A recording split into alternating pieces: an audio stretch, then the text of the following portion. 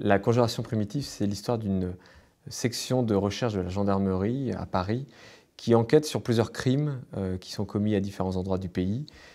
Ils se rendent très rapidement compte qu'il y a plusieurs tueurs en action et rapidement, ils réalisent également qu'ils sont dépassés parce que les crimes ont lieu dans plusieurs pays d'Europe.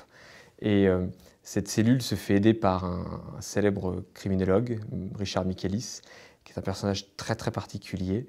Et ensemble, ils vont essayer de comprendre quelle est la motivation des tueurs en série, qui ne sont pas seulement du domaine du fantasme personnel, mais peut-être comme s'il y avait aussi une idéologie derrière tout ça. J'avais envie de jouer avec mes lecteurs, et de la même manière que les tueurs en série du livre jouent avec les enquêteurs. Il y a une forme de ludisme dans leur façon de commettre leurs crimes, mais qui est un ludisme utile à leurs yeux, puisqu'il leur permet de faire passer leur message.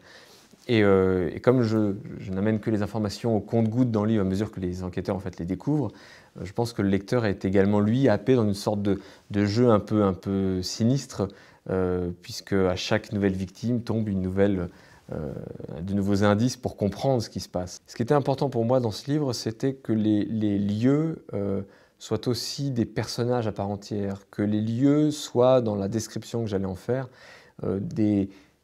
des éléments supplémentaires pour tisser l'atmosphère, mais également l'angoisse, ou pour amener le lecteur dans une certaine forme de questionnement, l'amener à ressentir des choses à part, juste avec la description des lieux. Et ensuite, dans ce lieu qui est déjà vivant, qui est déjà quelque chose d'assez marquant en soi, y situer mes scènes, que ce soit des déductions, des interactions entre les personnages ou des scènes de crime. Alors là, c'est vraiment le double effet. J'avais vraiment envie qu'il y ait quelque chose de très visuel finalement dans le roman, qu'on en ressorte en se disant j'ai vraiment des images précises qui se sont construites à mesure que je lisais le roman. Pourtant, ce sont juste des mots et je crois que c'est la force de la lecture, et j'avais vraiment envie de jouer beaucoup sur cet élément visuel dans ce roman.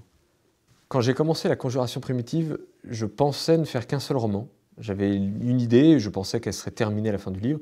Or, à la fin du roman, toutes les questions sont désamorcées, il y a des réponses à tout. Mais j'ai pris un tel plaisir avec certains des héros et avec certaines thématiques qu'à la fin du roman m'est venue d'autres idées. Je me suis dit qu'il fallait que j'explore ça. Surtout qu'il y avait des passerelles clairement à faire entre ce livre-là et mes romans précédents, entre La conjuration primitive et L'âme du mal. Il y a un lien qui est évident et j'ai eu envie de le faire. C'était pas évident de le faire de façon très directe dans ce livre-là. Je voulais pas que ce soit artificiel. En revanche, saupoudrer l'intrigue de 2-3 petits éléments qui, à un moment, vont faire sens plus tard. Donc, il y a une vraie fin à ce roman, mais en revanche, ce sont des personnages qu'on va retrouver très bientôt pour un autre roman et probablement plusieurs. J'ai pas encore défini combien, mais je me suis attaché à eux, j'ai pas envie de les lâcher, donc on va les revoir bientôt.